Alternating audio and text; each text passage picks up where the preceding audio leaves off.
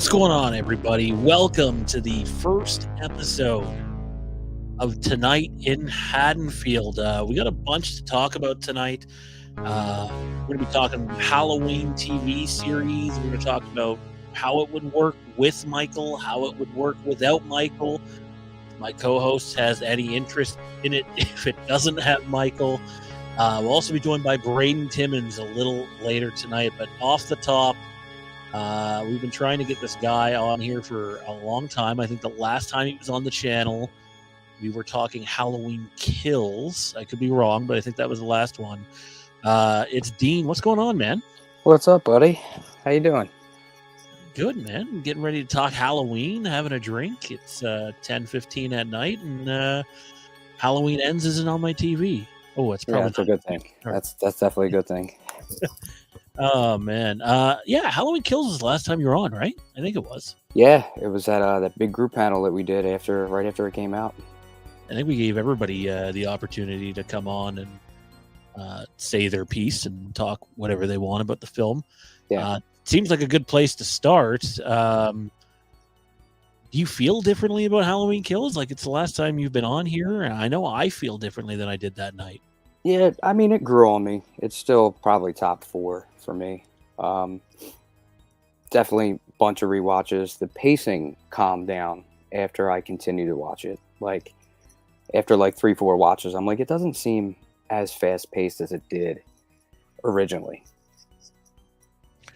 Yeah, I think a lot of people had issues with the Evil Dies Tonight stuff. Yeah, which I get, and I honestly think that Anthony Michael Hall gets a little bit of a bad rap for that because the guy's a really good actor.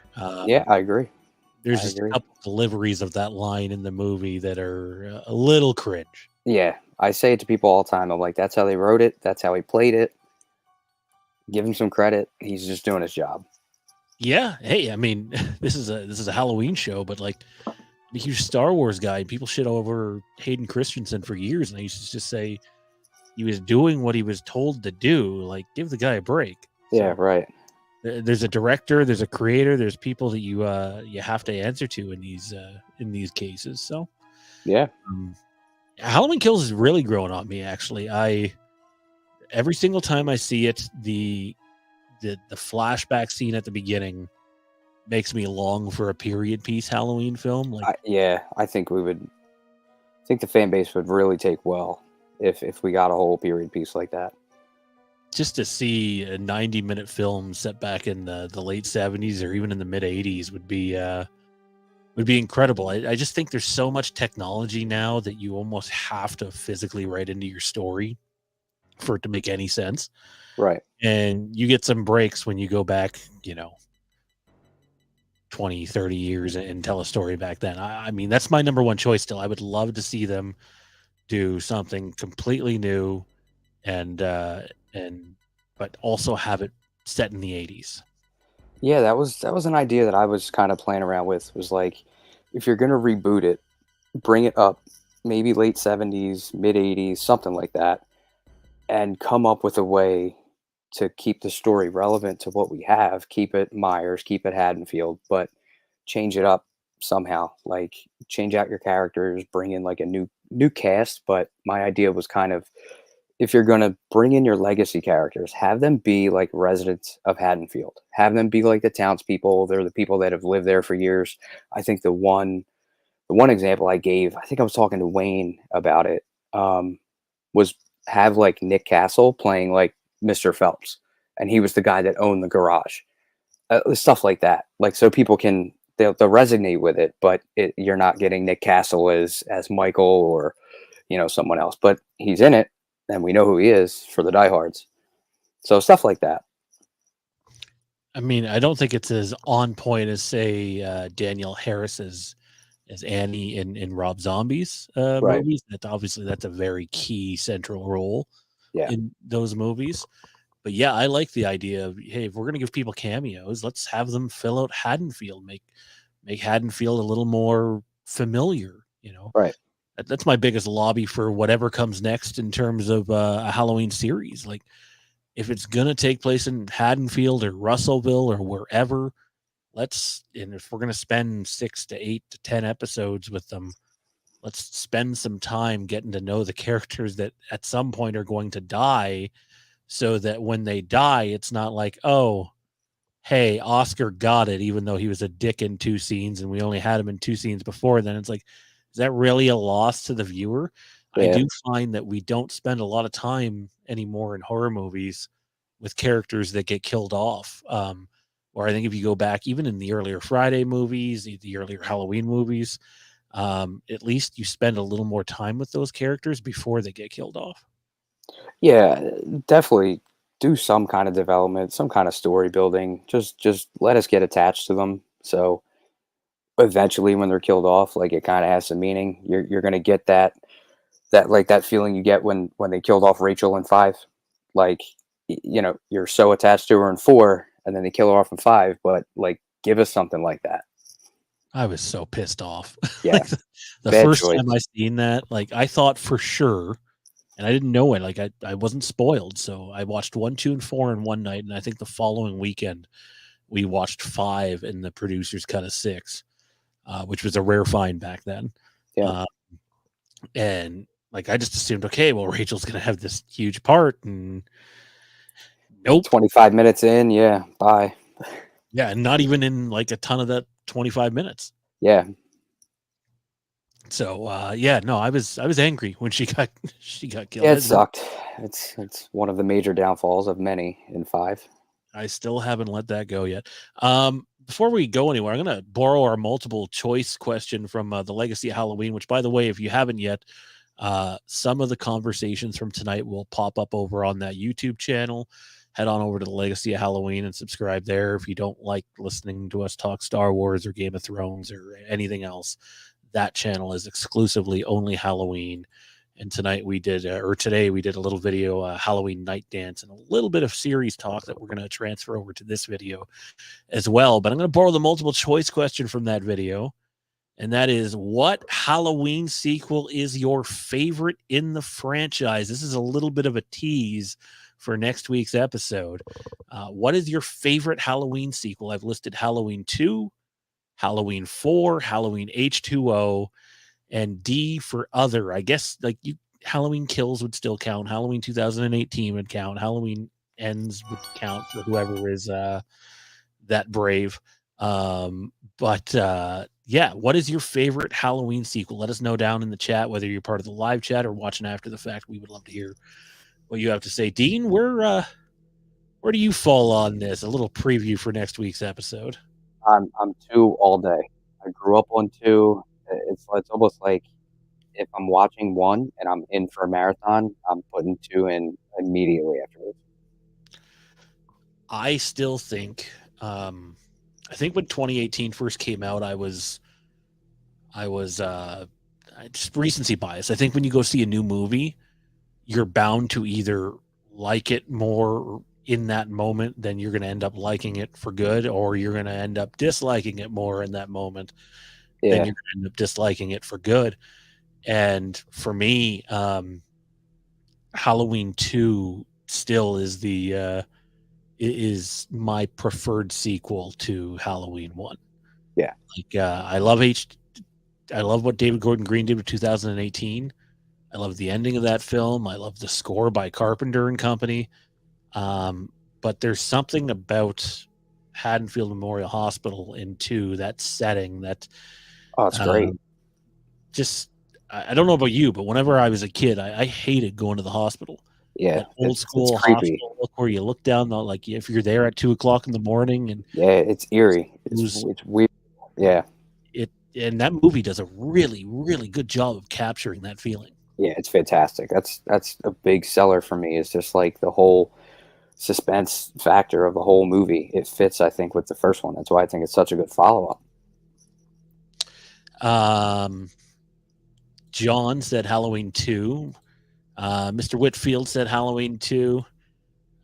Ridge says Halloween 2018 is the best sequel. John agrees with Dean. Jerry says half the series should be getting to know. So this is an entirely different question. I'll come back to that, Jerry. And then Dappa says Halloween 2, Halloween 4, and Halloween Kills. I love Myers, but some of the Halloween films are not too good. Yeah, hey, I'm a huge Halloween fan, and I have no problem sitting here and saying, yeah, some of those films, not great. But I can also say that some of the not so great Halloween films are still better than a lot of the other slasher films. Yeah, I would take that. There's a reason I own the whole franchise. Yeah, I'll take the bad with the good. Multiple times, I'm assuming, too, considering Uh, the collection yeah, that's already behind you. yeah. You're talking when it comes to Halloween, a couple on VHS. I would like to fill that collection out. Um, DVD from like the original up to I think Rob Zombie 2, and then pretty much almost all of them on Blu-ray, all of them on 4K. And I managed to get that new trilogy steelbook set that Best Buy did, I think last week Nice. or the week before. Got that. So yeah, I have every format pretty much covered. And I imagine there'll only be more coming. They're diving headfirst into the merchandise and licensing game with basically whatever they can get their hands on at this point, more than we've seen in years, anyway. Yeah, Uh, it's a hot seller. Before we dive into anything else, though, if you're just joining, this is the kind of show where we want it to feel like Dean and I are just sitting here having a drink, talking Halloween. We might be in a heated debate at some point, or maybe we'll be together bashing something or praising something. But everybody's welcome. So pull up a chair or a bar stool, pour yourself a drink, and just talk Halloween and or horror with us. We will dabble into other horror, like when Crystal Lake gets news, we'll definitely dive into that. And I imagine we're not far from Crystal Lake news either. So we'll have to wait and see. SAG seems to be just continuing to prolong this strike thing. As not that I'm on the studio side, I'm just saying the SAG strike just seems to get worse each day. So we'll see what happens there. That's definitely holding up certain projects from being announced. Sorry, it's having some issues loading. So yeah, Halloween merchandise, man. We've seen books reprinted and re-released this year. We've seen board games get announced. Obviously, you dabble in the I was gonna say hot toys, not hot toys, but Oh, some the of NECA. Yeah, the yeah. NECA stuff. So it just seems like there's a lot of Halloween out there, more than I ever recall seeing Yeah. right now. And obviously, they're trying to grow the IP and extend it more. A series is coming, but at what point is at what point do you go, you have too much merch and not enough room? And then how do you decide what stays and what goes? Because Yeah, I'm in that's the the process of doing that right now, and it's a fucking nightmare. yeah. I'm out of room. Like where I'm at currently, I'm out of storage space, and I just keep. I don't like missing stuff, so I have the board game. The board game was supposed to show up today. It's delayed. I'll probably get it tomorrow, maybe Wednesday. Um, what else do I have? I have so much stuff coming in, but yeah, I'm like out of space, and I don't like to miss stuff, so I get what I can. I've been to Spirit Halloween probably 5, 6 trips already this year, so a couple things there. Merchandise is everywhere, and when you get into the world of collecting, it becomes like you want to get everything, but it's like you said, it's how do you decide what to keep and what to sell? So what I do in some cases is I'll buy duplicates. I'll buy 2 of something, and then I'll hang on to one, and then you get in a tight spot, put something up for sale. I sold off. I had a whole second set of the Trick or Treat Studios masks from 2018 to ends, and little by little over the last like 2 months, I sold a whole second set off. So it's kind of you weigh your options. You see what you can get when you can get it, and then times get tough. You're like, okay, I need to sell something. You have some good stuff to sell off, so people usually jump on it.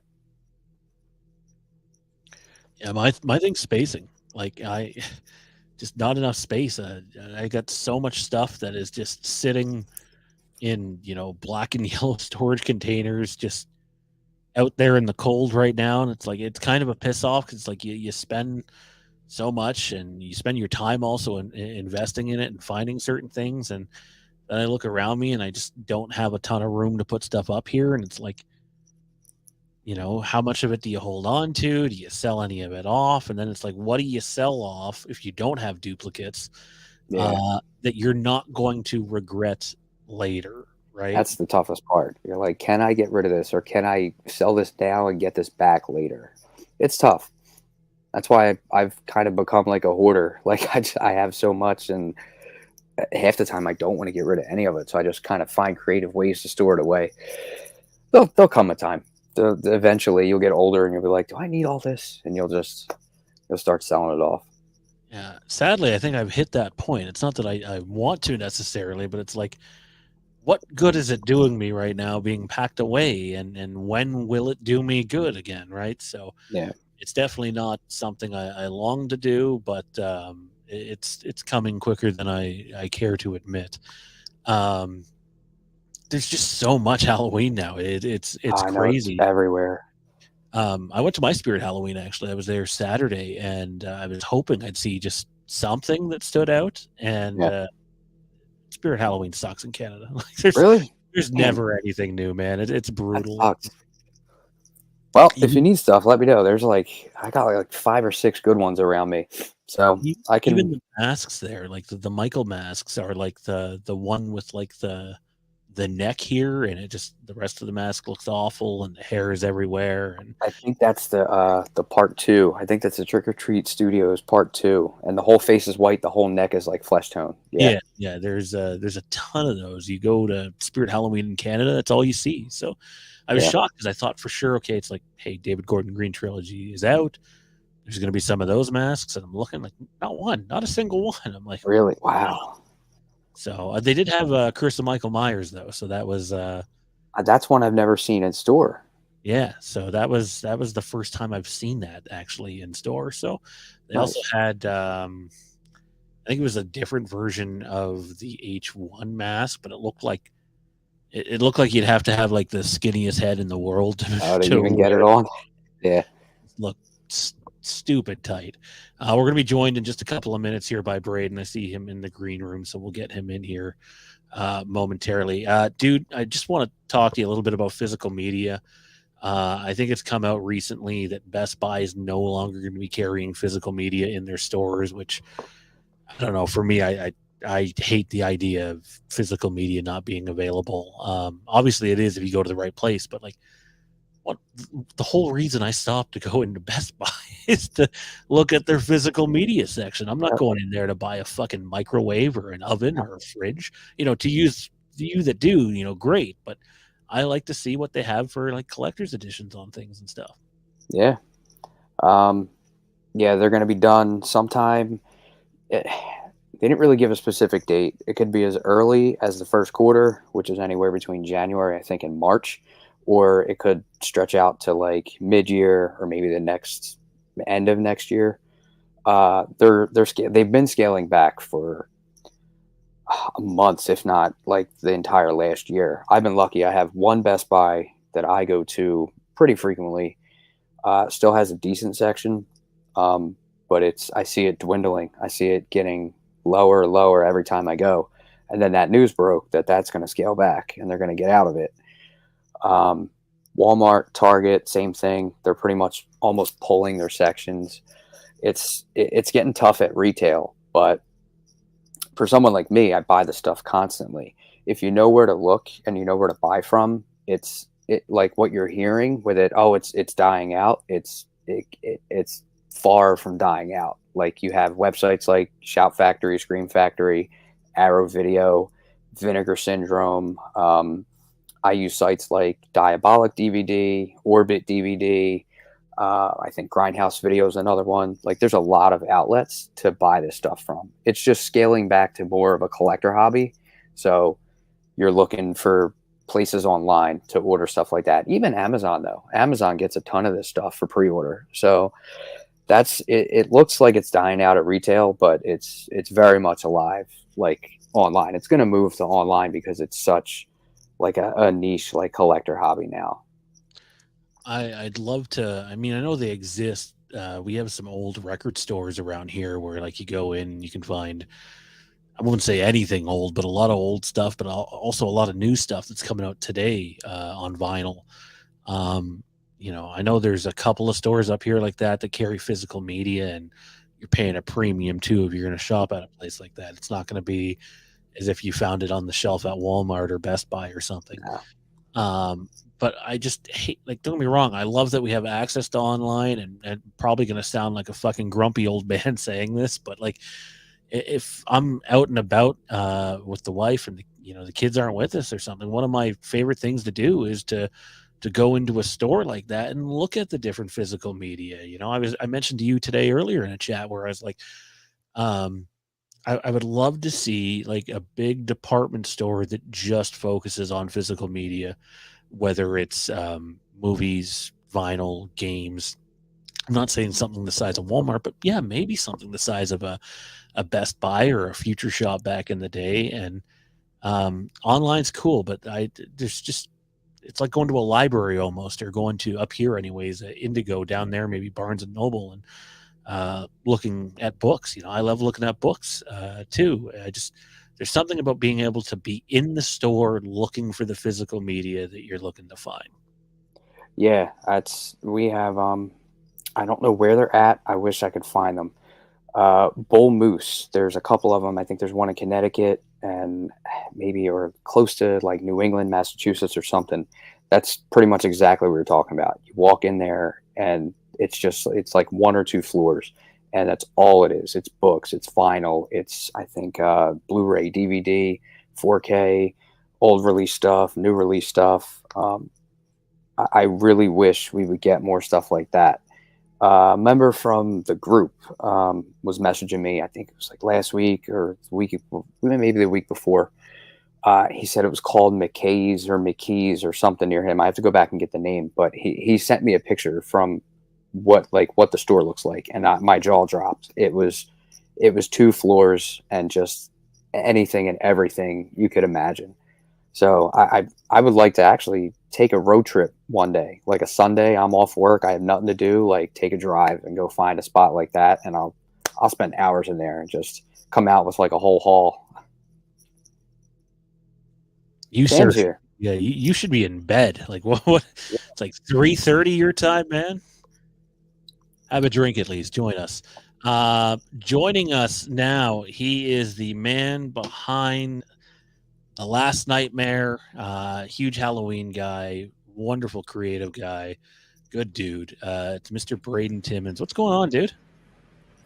What's going on, guys? How's it going? What's up, man? Oh man, it's Monday, so we're making it through. But got a long week ahead yet. I'm just ready for it to be Friday already. So yeah. So before we get to The Last Nighmare, I want to talk a little bit about the Halloween TV series while we have you, Braden. Yeah. And I'm going to start off with a very simple question, and hopefully you guys can both provide a little bit of an in-depth answer. And same goes for the chat too. This is to anybody out there. Are you still interested in a Halloween series if it doesn't feature Michael Myers? And if so, what does it got to do to get you? Who wants to go first? Dean, do you want to go first, or? Yeah, because I'm definitely Myers centric. If they're gonna do it, we obviously want to see him. But I've warmed up to like Season of the Witch a lot. Once I saw Halloween Ends, it was like, I think it's time to give Halloween 3 a chance. So I've warmed up to that. And if they're going to do it based off of Season of the Witch, I would definitely give it a chance. Why not? Yeah. No, I mean, I definitely think that if they're not going to do Myers, then they would, in order to grab me like right away into a TV series that doesn't feature Michael Myers, it would need to be a Season of the Witch continuation, because I am one of those people that has also come to love Halloween 3. I think that it's honestly a very good atmospheric Halloween movie. It's got the aesthetic of Halloween as to like what makes the holiday and everything. I really do think that if they go a different way outside of that, it's going to be hard to bring in the fan base, because if you're going away, at least Season of the Witch, while it doesn't feature Michael Myers, it's embedded within the Halloween franchise. It's absolutely. it's called Halloween 3 Season of the Witch. So we know it's a Halloween movie, right? And that's the one thing that threw audience members off when Halloween 3 came out, is they were like, well, hold on, this is Halloween 3, but it doesn't have Michael Myers, so what the fuck's going on? Right. And I feel like that would essentially get the exact same reaction if they called something Halloween, but it didn't bring in Michael Myers or the already existing anthology story that they've already introduced us to with Halloween 3. So I think that if they're going to do that, it would have to be Halloween 3, and that's what I would be interested in seeing. But obviously, I'd love to, if they're going to do it, I'd love to see Michael Myers, and or a different Halloween tale. Like if they retold Halloween, like with Michael Myers all over again, that could also just be fresh for fans. And they've got the opportunity to do it in a TV series now, so they could really extend that out. So I'm excited either way. But if they're going to do a show that doesn't feature Michael, it's got to be Halloween 3 to get my attention at least. And I'm sure at least a lot of other fans, I should say, into the TV series as well. I love the idea of going back and revisiting Halloween 3. I don't know how they would do it. Like, do you do a sequel as if the broadcast never did get stopped on the one channel, and we're seeing the fallout, and it's, set back in the 80s or even set during today's time? Like, what happened there? How catastrophic was it? I feel like, though, they do more of a retelling of the story than a sequel. That's just my guess. And I don't know if Tom Atkins would be involved in any level or not. I would hope he would be. I would love to see Tommy Lee Wallace involved on some level as well. But to me, Season of the Witch works. My cousin was very generous when he introduced me as a young kid to Halloween. He told me just up front, Halloween 3 doesn't feature Michael Myers. So I think I'd seen 1, 2, 4, 5, 6, H2O, and Resurrection before I seen Halloween 3. And then I seen Halloween 3, and I didn't think I was going to like it at all. And then this weird thing happened where I actually really liked it. The sound design in the movie is just fantastic. The score is incredible. Tom Atkins in the movie is really good. Cochran is, if you like a dark sense of humor, he's got some definitely some noteworthy stuff. I really thoroughly enjoy Halloween 3, and I would question whether it's a retelling or a sequel, if they can live up to how highly regarded the first version of Halloween 3 is now. Obviously, it wasn't received well at the time when it came out. But now you bring up Halloween 3 to a lot of people, and it's seen in my opinion, in far more of a positive light than a negative light. Yeah. Halloween 3 has a big cult fan base, especially now. You go anywhere, conventions, you're seeing more of it. You're getting way more of Atkins and Tommy Lee signing on it. They were huge at age 45. So it's definitely, I think it can work. I think something with Season of the Witch will definitely work. Yeah, I was just at Halloween 45 in the beginning of the month, and it was just great to see so many people there supporting and dressed up and all that. And there was a lot of Halloween 3 like shirts and people dressed up, and they had their masks and everything because obviously, Tommy Lee Wallace was there, Tom Atkins was there, and it was just so cool to see. I sat in on the panel because my sister went with me, and she's a big Halloween 3 fan, and she's always loved Halloween 3. I can't say that I'm in the same boat, which is why I said in my initial answer that it's grown on me massively over the years because I didn't really like it. I grew up when I was being introduced to Halloween, Michael Myers was what got me. So when I saw Halloween 3 for the first time, even as a kid, I just didn't really like it because I'm like, this is a Halloween movie. It doesn't have Michael Myers. I'm sitting there waiting for him to come in. And it was about midway through the movie. My dad's like, oh, this movie doesn't have Michael Myers. I'm like, well, then why the hell are we watching this then? Yeah. I was kind of spiteful towards Halloween 3 for the longest time. And then it was really in the 2010s as I rewatched it more and more each year. And the year that I really, really came to appreciate it was when I was rewatching all of them leading up to Halloween 2018. And I was like, oh my God, Halloween 3 is fucking good. So maybe I was just too young and I had that young teenage mentality, towards Halloween 3 because it was something I wasn't familiar with. But when I was at H45 and I was just hearing their answers, because one of the questions that they got asked is, how does it feel now that Halloween 3 is officially appreciated? And they all were just so happy that it's like finally come to the light, even though it took a while. But I mean, I gotta say, I'm really happy that I gave it another chance and I paid attention and just really realized what made Halloween 3 as good as it is. So yeah, I mean, I think that that's a great way to go if they're going to do it. It's probably an unpopular opinion, but I think when you take almost any Michael Myers story that you can come up with, whether it's a continuation of something that exists or something new, and then you compare it to what happened at the end of Halloween 3 and what, that means, the broadcast, the kids, everyone across America wearing those masks. In some way, depending on how it's presented, Halloween 3 is done on a much larger scale, really. The story that it's telling is on a much larger scale than anything we see with Michael Myers. So I think there's the potential to just do so much depending on how much you want to expand.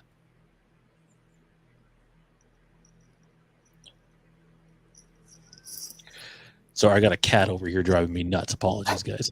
But yeah, no, I'm up for Halloween 3. Let me throw this idea out there, and I'll get your guys' takes on it.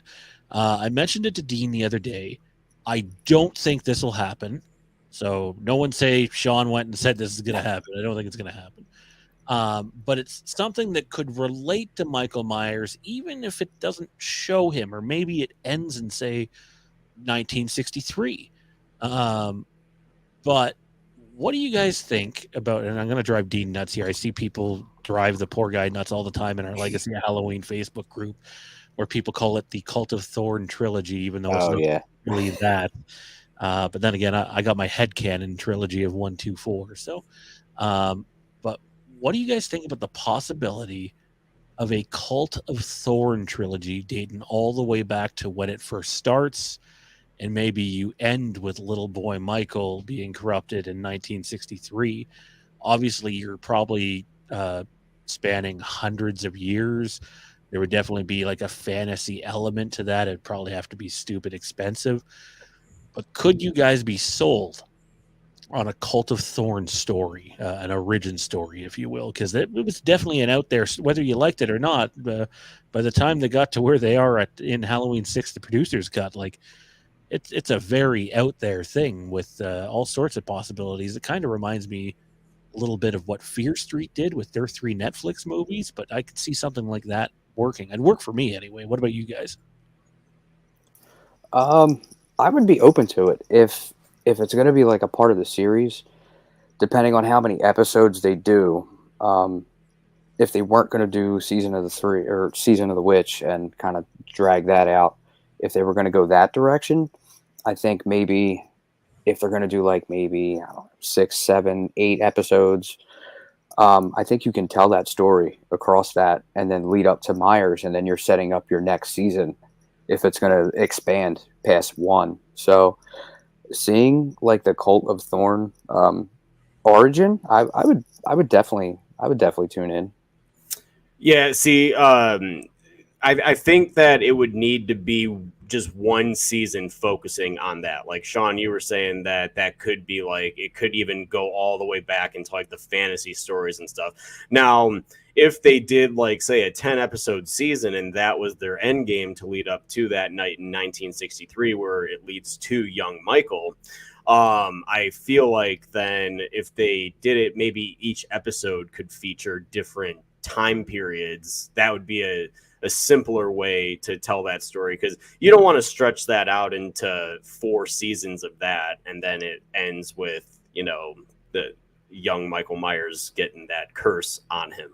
I don't think that a fan base would stick with it that long, but if like that was the end goal to like what they were planning on doing, and they told different time periods of this cult going through like what they go through and everything, I think then that could be interesting. I actually would be in for that for sure.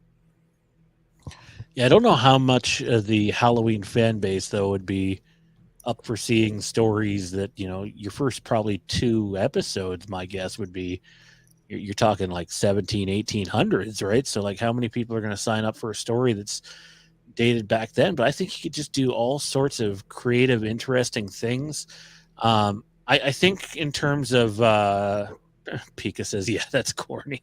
In terms of, it's not for everyone, that's for sure.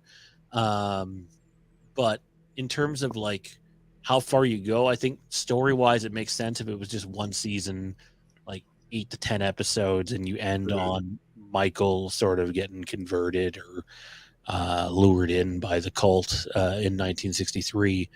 But I also wouldn't be opposed to like the last episode showing Michael in his full getup, the white mask, and we see a little bit of a different retelling of the events that happened in 1978. But I think thematically speaking, it would make more sense to be like, okay, this is how Michael became Michael. You might not see, the complete transformation of, him being kidnapped or whatever happens, but rather just you end on 1963 and he's sort of already a part of it, right? I would be down for a story like that. I think it would be creative. I think it would be interesting, and I think there's almost no chance of it happening. So that's just me. Yeah, theoretically, it sounds like really solid on paper. Like if anyone ever decided and it got approved for something like that, I feel like then it could be interesting, and I would be okay to see it because again, the Thorn cult and everything is something that the fan base is familiar with, and like if you're a diehard Halloween fan, then yeah, you would know that based off the trailer and based off where they were going and everything. But if you're just like a casual fan, it's going to be hard to get a casual Halloween fan like just on board, or even just like a new fan to the franchise, because like then they're going to have to sit down and they're going to have to watch the whole franchise and understand all of the ideology and the backstories and like all the intertwined stuff that makes Michael Myers drive and everything. So that's going to drive a new fan crazy. That's for sure. But they're gonna be lost. Yeah, but if you're like a diehard fan, I feel like that would be for the diehards. I would honestly, I think that the view count for the premiere episode of that would probably be quite low if you ask me.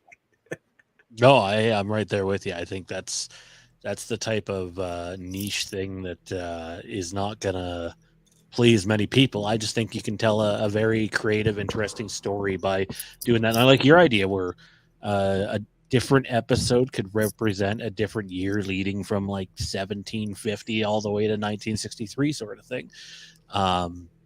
It'd be interesting to see how many times, how close do people get to derailing the cult during that time, or does it ever get close? Like you have to have some sort of interesting protagonist angle in a 8 to 10 episode series, right? So, I don't know if it would work. I'm fairly confident it wouldn't. Die Hards would be good. Maybe it'll make a good novel someday for someone to write. I don't know.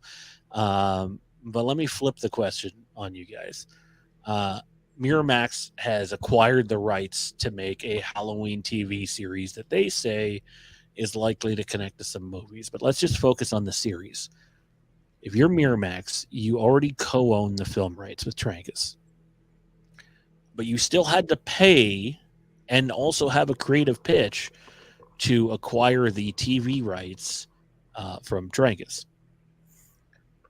The most valuable thing, in my opinion, in the Halloween franchise, the thing you're paying the most money for is Michael Myers.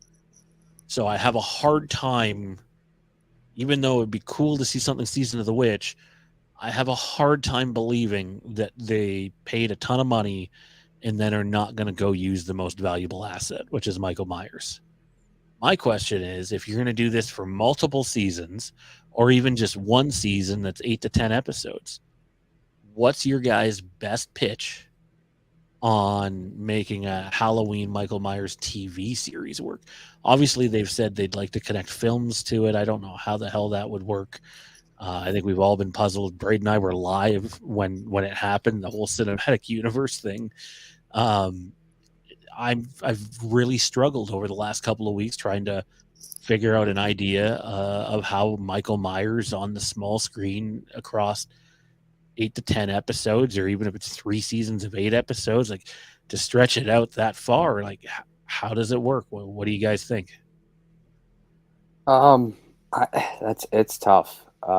I think one of the best pitches I've seen, I think it was for a movie. I forget who pitched it, but I think it would work as probably part of the TV series.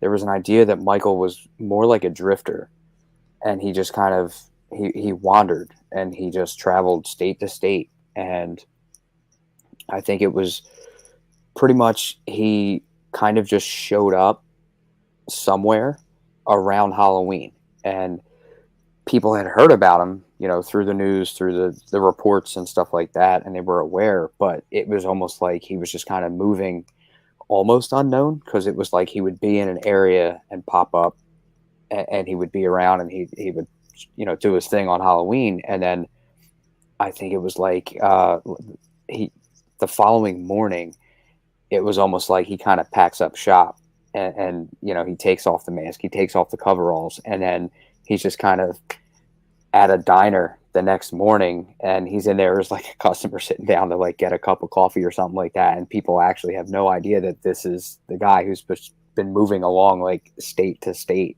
throughout, like however long, and pops up on Halloween and just kind of terrorizes anyone and everyone. So I think if you kind of go that route, you can probably stretch it out, but how long can you really drag that out for before you're just kind of repeating yourself? I know you and I talked off air the other day, and you said you haven't dived into the Taking Shape novels yet. You need to do it after what you just said. That's I don't know if Braden's read it or not, but that's right out of Tarantino's potential Halloween Yeah, movie. Basically, that's might be where I heard it then. very, very close. Yeah, Braden, what's your best Myers pitch, man?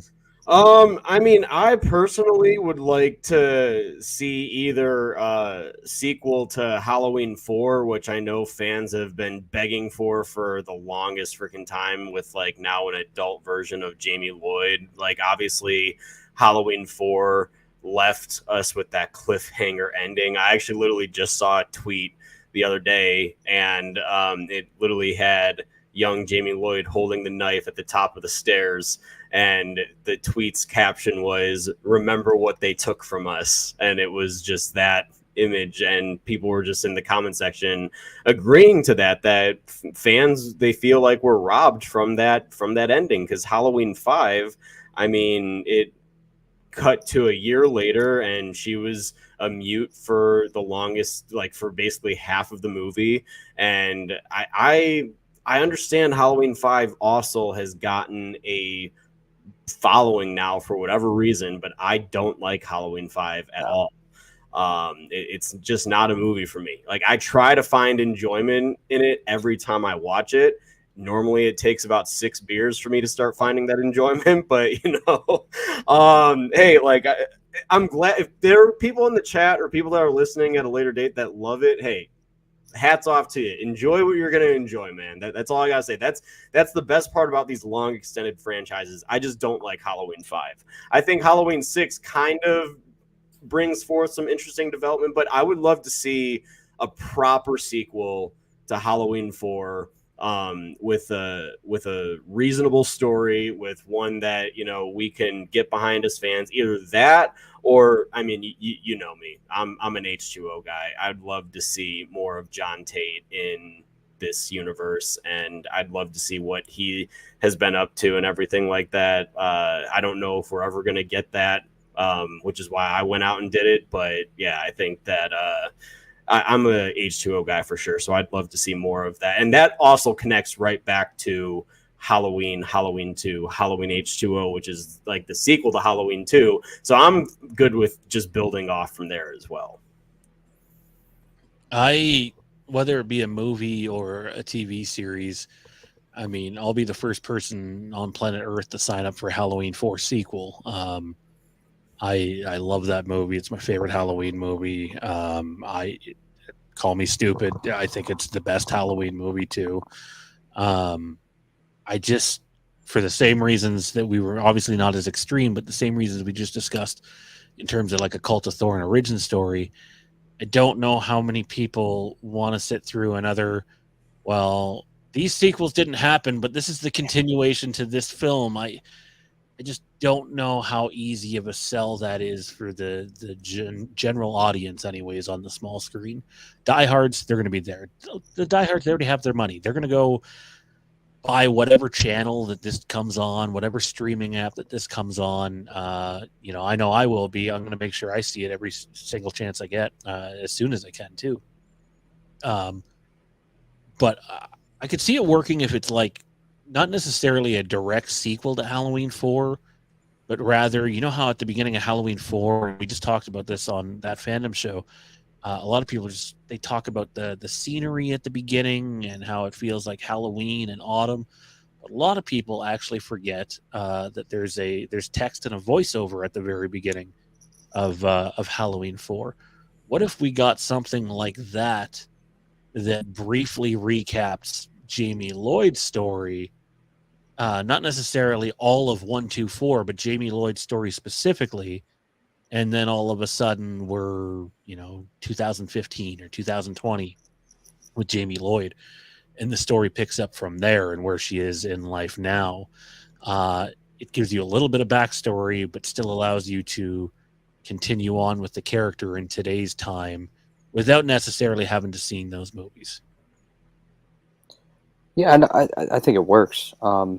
That's all you really need is a quick recap, a quick something in the beginning, catch people up, and then it'll pique their interest.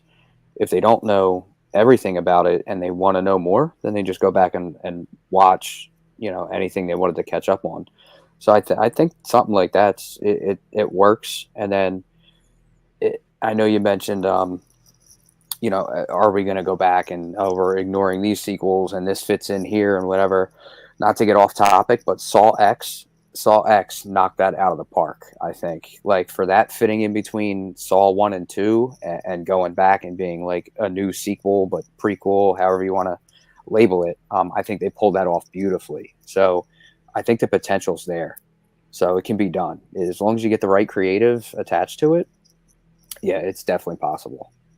Yeah, and I'm going to go ahead and agree there that Saw is one of those franchises that, I mean, they've got hits and misses just like any other franchises. But, I mean, of all of the horror franchises that I thought would do that well, Saw was not in my realm of franchises to be like, okay, they're gonna do a great job with this. But they did. I agree with Dean. I thought that what they did was fantastic. So yeah, if they do something like that, I would like to see Sean, kind of building off of your idea here. I would really like to see like maybe Jamie's reaction after the death of Laurie Strode. Like maybe like we start on that night where Laurie ends up getting killed, and like we get to see the trauma and everything that Jamie goes through. So like maybe the entire first episode, if it's going to be a TV series, I would focus the whole episode on that character. Or I don't know if you guys are Game of Thrones fans or like anything, but House of the Dragon, what they did in like the first like 3 or 4 episodes of the first season, they had the younger generation, and then they cut to them as adults, right? So I feel like that something like that could work as well.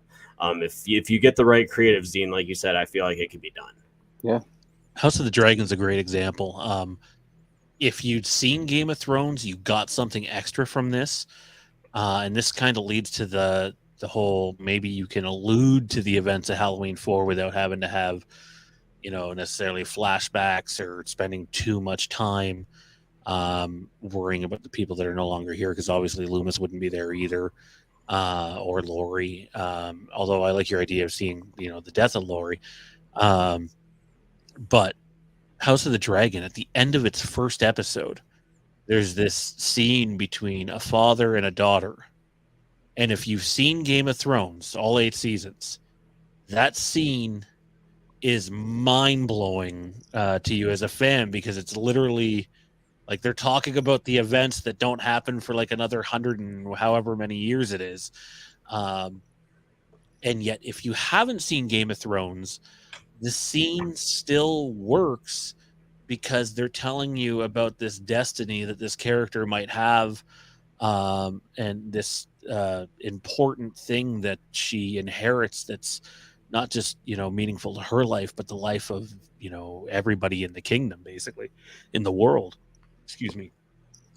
So I think it's important that if they do Jamie Lloyd or John Tate or whoever, that they find a way to do it where you're not overemphasizing on what's happened in the past and you're still creating a new interesting story, but it's got to work for people who are diehards, and it also has to work for a general audience who may not want to take the time to go back and see that previous content. Correct. Yeah. That's exactly kind of like what I was thinking that they could do, like with if they were going to continue Halloween 4. Now, if I was going to, I would be the asshole producer that if I did a trailer, I would show everything from like snippets of the first episode. Like I would make it seem like the season was going to be just about young Jamie, but everything that's in the trailers in the first episode, at the end, we cut to present day and we have, and I know dream sequences suck and everything like that, but basically I would have it to where Jamie Lloyd sits up in bed as an adult, and that was kind of like reliving her past, and we're in a present day Halloween.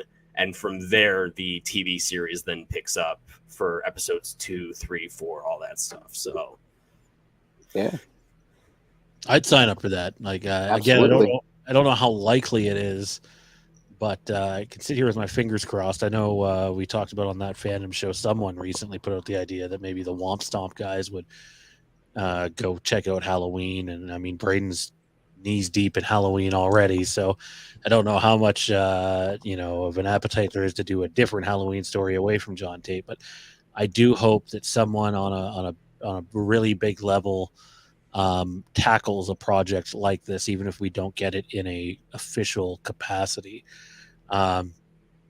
Speaking of which, Braden, you got the Last Nighmare coming up, dude. What's going on with that? What do you want to tell us about the project, and what do we have to look forward to? Well, you guys are definitely going to be in for a treat with this one. That's all I got to say. We got for those of you that have said that the Haddonfield Nightmare wasn't too violent or anything, you're right, it wasn't. But we decided to go more classic Halloween with the Haddonfield Nightmare, and really, because we just announced last week that the Last Nighmare is going to be 2 parts. That's official. That's confirmed. Nice. We're not doing one movie. Initially, what we had set up is we had set up a potential prequel, because I've seen some people say that they'd like to see a trilogy of this. So we were going to do a prequel called Halloween 22 Hours Later, which would have told the events of Michael's capture leading to the opening of the Haddonfield Nightmare. Unfortunately, that's going to be shut down after we wrap up with the Last Nighmare. These 2 parts, I'm pretty much checking out of fan films. I'm kind of ready to move into more original storytelling. I've got some films that I really would like to get made, and I'm hoping that if people see how we treat, the Halloween franchise, and we've already got Sally out, which is an original film as well, which is doing well on the festival circuit right now. So we're happy to see that. But yeah, what we decided to do is we're going to split this into 2 parts, because the Haddonfield Nightmare, and another reason that it wasn't as violent as we want to do, it simply was just because of budget. And also, I've realized too, and I was texting our team earlier this week, and I was like, the interesting thing about this is the Haddonfield Nightmare is John Tate's movie. It's catching up with John Tate, where he's at mentally, and it's Michael Myers returning and how he's dealing with it, which is why we spend more time with John Tate in the first few acts than we do with Michael Myers. I feel like that's something that people don't like with sequels, that you have a lot of time to catch up on, and so the Haddonfield Nightmare is very much John's movie. The Last Nighmare Part 1 is very much Michael Myers' movie. Now this is him. He is fucking pissed off. He is coming back. I mean, he got beat to hell at the end of the Haddonfield Nightmare, and this is now us seeing that he's not taking this shit lightly. And then part 2, when we end up wrapping it with our second part, that is the culmination of both stories coming together for one epic final showdown that you guys are not going to want to miss. That script's already written as well. The final showdown between John Tate and Michael Myers takes up 8 pages of the script. So it's a long, drawn out battle between the two of them, and it's brutal, it's bloody, and it's gonna satisfy hopefully the Halloween fans. So, but awesome. But yeah, with part 1, we're excited to get started, man. We're because like I said, this is Michael's movie. This is his time to shine. There's going to be some really good deaths. It's going to be a lot bloodier than the Haddonfield Nightmare was, and a lot more brutal than the Haddonfield Nightmare was. So nice. So let me ask you from a creative standpoint. Like I said earlier, we were talking about the possibility of, I forget who brought it up, but someone brought up, if they don't do Danielle Harris as Jamie Lloyd in official capacity, would there be any interest from Womp Stomp Films tackling a Halloween 4 sequel? I seen them comment on it on social media. And I made the comment to someone said out there that most Halloween fan films are dog shit or whatever, or most fan films are dog shit. But it's a ton of work. As a guy who still doesn't have his out and is very nitpicky about putting out something that isn't up to snuff, it's hard. And yet we were doing something not even close to on the scale as what you guys were doing or as what Womp Stomp was doing. So for you, when you tackle a project like this, you got 2 parts coming up. Where do you begin? Like from the very first step for anybody out there who's wondering how this creative process works. I know I use the term, like, if you're going to do something like this, you're basically marrying the project. Like, you got to be almost in love with this project. It's not just like a financial commitment. It's a time commitment and time that you won't get back. So like for you, where do you start in your process? Like very first step, you're heading for the Last Nightmare. What did the first step look like compared to where you are now? That's a great question. So we started, or I should say, I started developing the idea of a potential sequel while writing the Haddonfield Nightmare. And then I was like, no, I kind of want to just do it in one movie. So initially the Haddonfield Nightmare was one complete movie, and it was supposed to be that was supposed to be it. And then we were filming the Haddonfield Nightmare, and our nights and our money was running low. Obviously we've got to pay these locations and everything. So we were coming down to our final couple nights, and I was like, okay, if we can't finish this, then we have to find a way to do this. So I really sat down for an entire afternoon the day before our final shoot, because we were shooting that day. And I was like, okay, what we're going to do is we're going to shoot this fight. I had to cut down the final fight, unfortunately, a lot, because the final fight between John and Michael in the Haddonfield Nightmare was supposed to be a lot more drawn out. But we had to restrain it because, again, of time and budget. And so when I decided to do that, I pitched it to my team, and then we started writing The Last Nightmare. We already knew what the title was going to be called. I knew what the title was going to be called, like, well in advance. So we started writing The Last Nightmare in November of 2021. We finished the first draft of the entire script last year. So the first step is really, when you're diving into something like this, is having a plan, right? Understanding where your story is going to be. Before I even start writing, I don't outline a whole lot. My outline is my script, and it's getting a draft out. I actually hate outlining. I'd prefer opening and starting to build a script file and putting interior and starting my scene, because then I can start, once a draft is done, then I can go in and make revisions and everything. So, that's how I do it. Every writer is different. If you are somebody that needs to have a Word document with everything outlined in your story before you start, then hey, that's your thing, right? But my outline is my first draft of my script. So, but getting a synopsis down is something that I will do before I start writing. So I'm like sitting there, I'm typing on my phone. I'm like, okay, first line is following the events of the Haddonfield Nightmare. What happens? Like, the next sentence should be, exactly what's going on in the story. So this one literally picks up on the same night. I knew I wanted it to take place on the same night. Sean, I think I've told you before, I'm a big fan of movies picking up back to back, which is why I love Halloween and Halloween 2. And even Halloween 2018 and Halloween Kills, how they pick up back to back. So this one literally picks up right where the Haddonfield Nightmare leaves off. And actually, I'll go ahead and say it. These 2 parts all take place on the same night as well. So this is like literally Last Nighmare Part 1, and then Part 2 also takes place on the same night as, as where this one's going to leave off. So definitely a big fan of doing that. But really, it's just, having that game plan. And again, initially, this movie was also supposed to just be one complete movie. We had one complete script. But then I'm like sitting here, and again, I'm looking at our budget and how our Indiegogo was doing. And so you have to sit down, and as the creative, you have to sit down and look at what your budget is and what you can work with now within your budget. And because of our budget, we had to split this into 2 parts. So it wasn't initially the plan, but I'm like sitting there and I'm like, okay, you know what? This isn't necessarily a bad thing, because those that wanted to see a trilogy from us get that. It's just going to be 2 movies of the same story.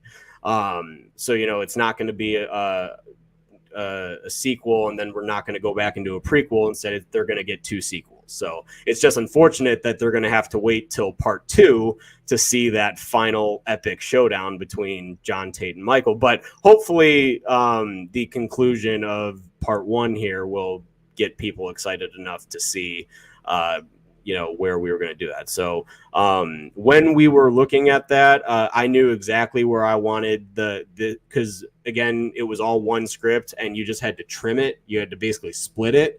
So I'm like, okay, this is exactly where this part's going to end, and Part 2 will pick up right exactly at this scene.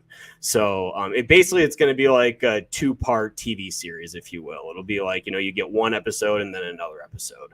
So just really looking at everything. If you're someone that wants to get into this, it's looking at your resources, asking friends and family if they have, like I'm asking around right now just for any Halloween decor that people are planning on throwing away.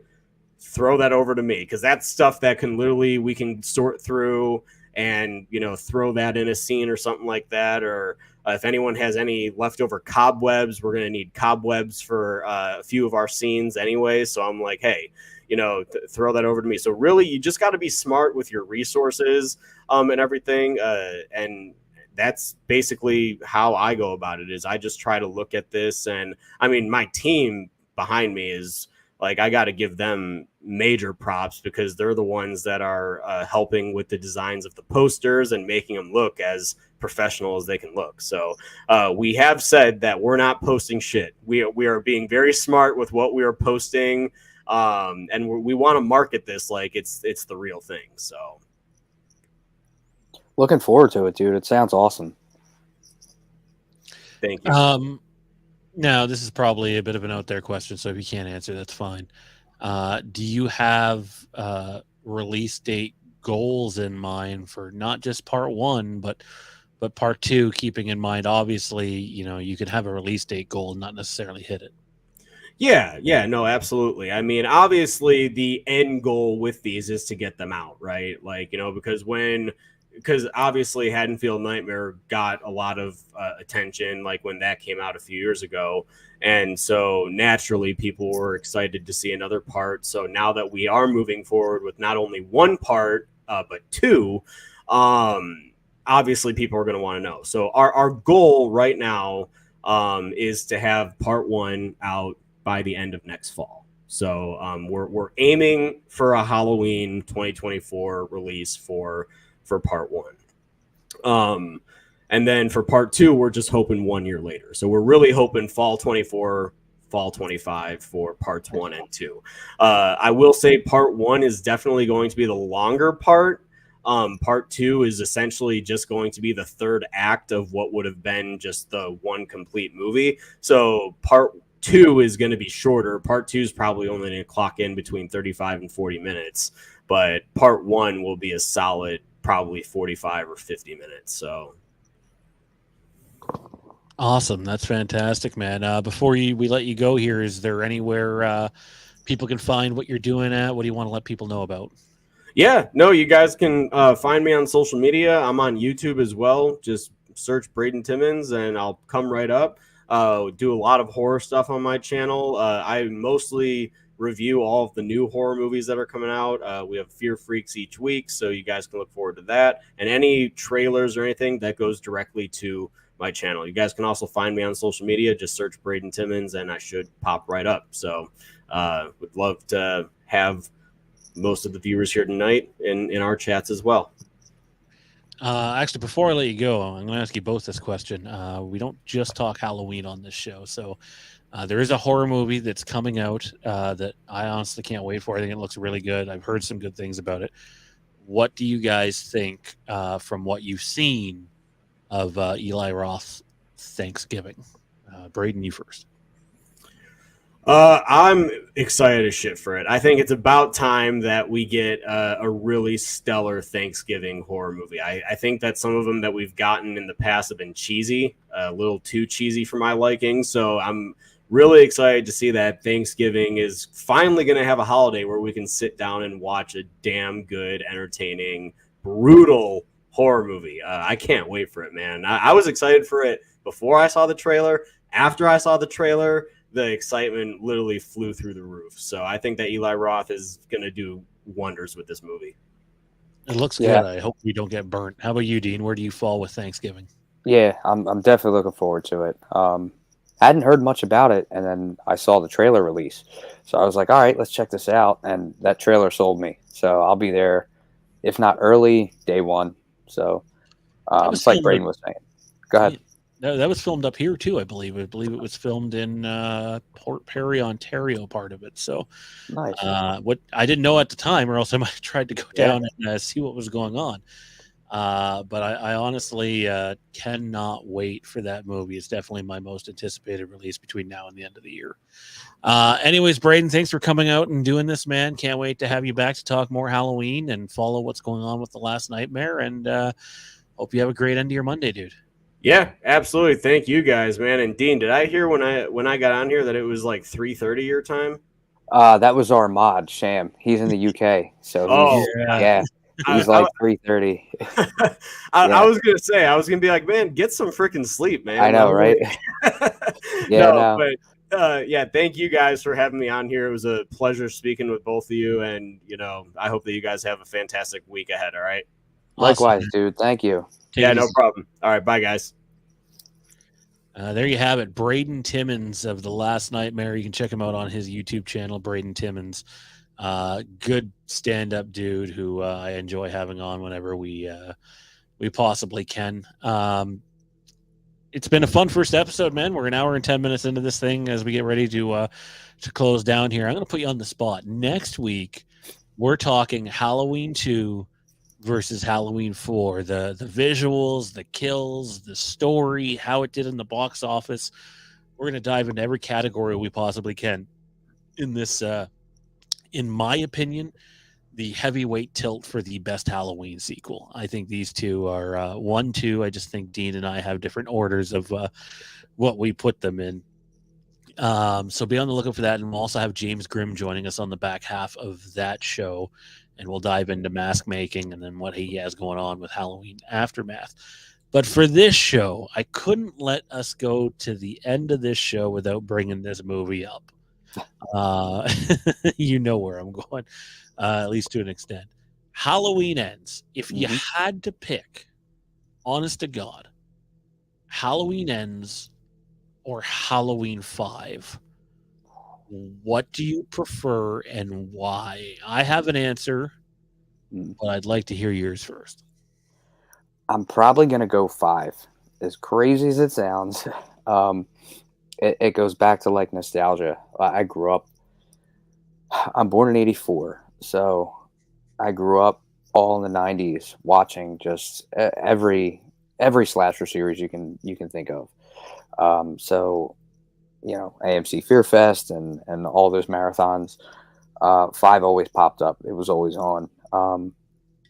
So in that sense, I'm so used to it. I've just been watching it for years. As bad as it is, there's some type of entertainment there, just based off of seeing it for so long. Ends, like I said, I never checked out Halloween 3. I watched Halloween Ends and was so disappointed. I said it was time to give Halloween 3 a chance. So, you know my opinions on Ends. I can still pull out some pros and cons, but Ends sits all the way at the bottom of my list, and it probably will stay there for quite some time. Travis Mitchell says, a friend of mine is currently filming a short called Halloween Night, which is a crossover between Batman and Halloween. They got to race police cars. Around Chicago. So it sounds sick. Wow, that sounds like some big budget stuff. And I love Batman, dude. I love Halloween, but I love Batman too. Like whether it's Nolan's Dark Knight trilogy or even the most recent one with Matt Reeves and the Batman. I dig a lot of Batman. So let us know how that goes. I'd love to follow that. In terms of Halloween Ends versus Halloween 5, I will say this. Halloween Ends sound design is fucking phenomenal. Seeing it in IMAX was audibly anyways probably the best Halloween movie I've seen. It was just such a invigorating experience. The sound design of that movie, the score is fantastic as well. The acting in Halloween Ends is actually really good. I don't have any nitpicks about the acting. I forget the fella's name who plays Corey, but Rohan Campbell. Yeah, he was amazing in that movie. You might not like the decisions that are made, but his performance, David Gordon Green and company could not have asked for a better performance in that role. Yeah. All that being said, I hate Laurie Strode in this movie. I don't think she makes any fucking sense whatsoever. No. I don't have a lot of love for the behind the scenes issues that went on with this movie. But ultimately it's the disrespect of Michael Myers and like the funeral parade procession thing at the end. Like I was literally gripping my seat at the theaters, even knowing it was coming. Yeah. Just how much I didn't like. There's some people that love that scene, and if you do, all the power to you. I have no idea how you do. Clearly, I just don't get it in regards to that scene.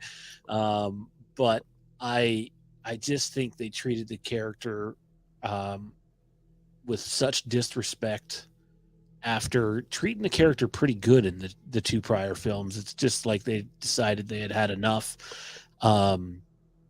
And it really rubs me the wrong way.